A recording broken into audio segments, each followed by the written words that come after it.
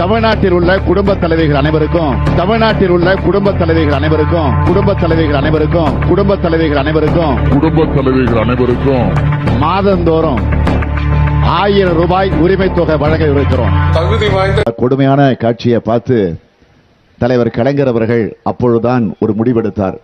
இனி தமிழ்நாட்டில் ஒரு சொட்டு மது கூட இருக்கக்கூடாது. எனவே மது விலக்க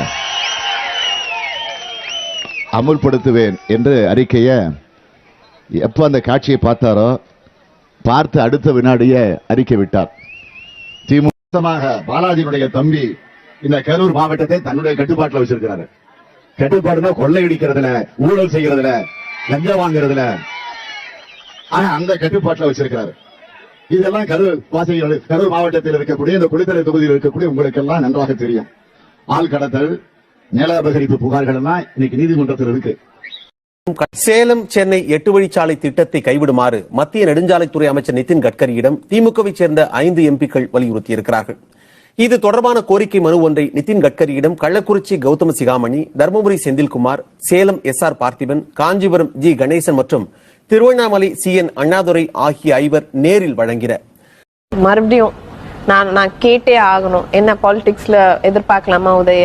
அதுக்கான முயற்சி இது கிடையாது. ஒரு அரசியல் குடும்பத்துக்கு பிறந்தது ஒரே காரணத்துக்காக அரசியல் வரணும்னு அவசியமே கிடையாது. டெஃபினெட்லி அதுக்காக நிறைய பேர் கட்சிக்காக உழைச்சவங்க ஏகப்பட்ட பேர் இருக்காங்க. அவங்க தான் வரணும். உங்க குடும்பத்தில இருந்து யாராவது இனிமே அரசியலுக்கு வர வாய்ப்பு இருக்கா சார்? நிச்சயமாக என்னுடைய மகனாக இருந்தாலும் சரி, என்னுடைய மருமகனாக இருந்தாலும் சரி, அல்லது எங்கள் வீட்டில் இருக்கக்கூடிய யாராக இருந்தாலும் அரசியலுக்கு வருவதற்கான வாய்ப்புகள் இல்லை என்பதை நான் அழுத்தம் இல்ல, அது எனக்கு நான் ஏத்துக்க மாட்டேன். எனக்கு இன்னும் கொஞ்சம் இப்பதான் முதல் முறை சட்டமன்ற உறுப்பினர் ஆயிருக்கேன். அதனால எனக்கு வேணாம் தான் சொல்லுவேன். தலைவர் அந்த மாதிரி ஒன்னும் பையனுக்காக கொடுக்கணும் அப்படின்லாம் அந்த மாதிரி முடிவு எடுக்க மாட்டாங்க. ஏற்கனவே அனுபவம் பெற்றவர்கள் நிறைய சீனியர்கள்லாம் இருக்காங்க. அவங்களுக்கு தான் தலைவர் முன்னுரிமை கொடுப்பாங்க.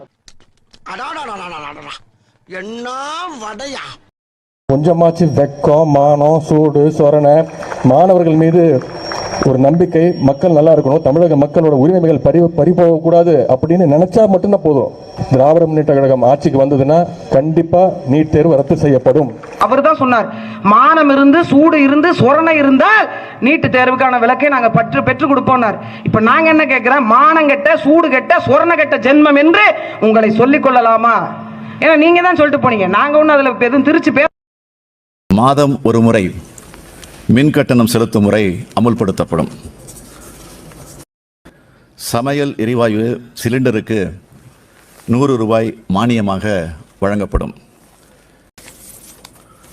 அனைத்து தரப்பு மக்களின் நலத்தையும் கருத்திலே கொண்டு பெட்ரோல் விலை லிட்டருக்கு 5 ரூபாயும், டீசல் விலை லிட்டருக்கு 4 ரூபாயும் குறைக்கப்படும்.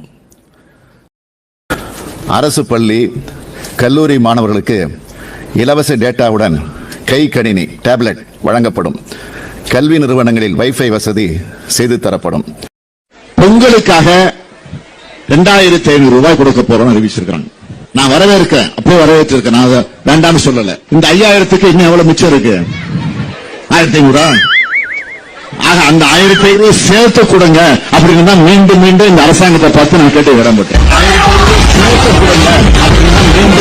நெல் குவிண்டால் ஒன்றுக்கு குறைந்தபட்ச ஆதார விலை ரூபாய் 2500 உயர்த்தி வழங்கப்படும்.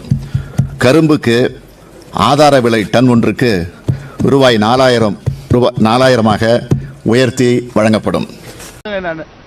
2011 ஜனவரி 11 மு.க. ஸ்டாலின் தான் மீத்தேனுக்கு கையெழுத்து போட்டாரு. இந்த நாசகார திட்டத்துக்கு கிரேட் ஈஸ்டர்ன் எனர்ஜி கார்பரேஷன் மீத்தேனுடைய மறுபடி வந்தா இந்த ஹைட்ரோ கார்பன்